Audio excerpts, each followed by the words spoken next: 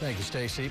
Well, there has been a large turnover in staff at one of the Bay Area's largest homeless facilities for veterans. Nearly a dozen disabled veterans claim they were fired, but their now former boss at New Beginnings has a different take on what happened. 8 on Your Side investigator Walt Buteau joins us live in studio. Stacy and Keith, New Beginnings has a successful track record of helping veterans get back on their feet. That was not enough to stop a dispute from boiling over. New Beginnings has 54 beds for homeless veterans, making it one of the largest facilities of its kind in the country.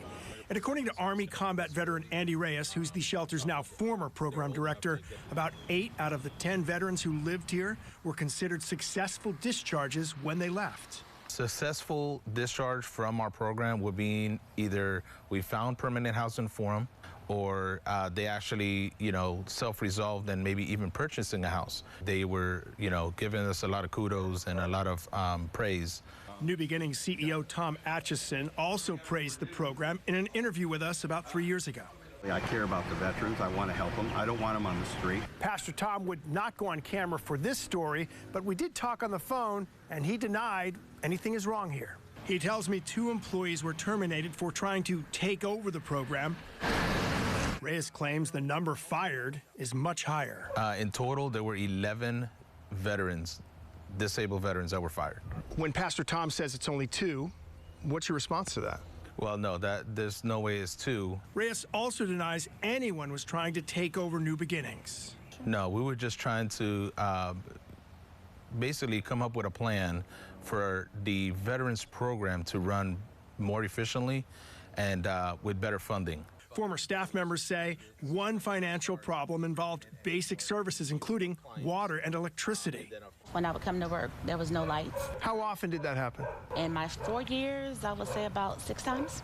Atchison denies the electricity was shut off in recent years and tells me the VA checks up on us every week. They check our kitchen. They check our books. We are living up to our end of the contract. Several of the now former employees say they were interviewed by VA personnel about their claims, but VA Public Affairs tells me the agency is not investigating New Beginnings.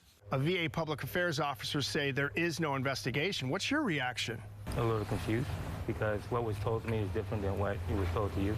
I hope they change their mind and investigate further with all the information they gathered from not just us, from clients, numerous clients and veterans that were calling in. Atchison tells us he's confident New Beginnings will continue with his new staff in place. 8 on Your Side has filed a records request with the VA to obtain more information about this dispute. So, Walt, what kind of funding does the Tampa VA give New Beginnings?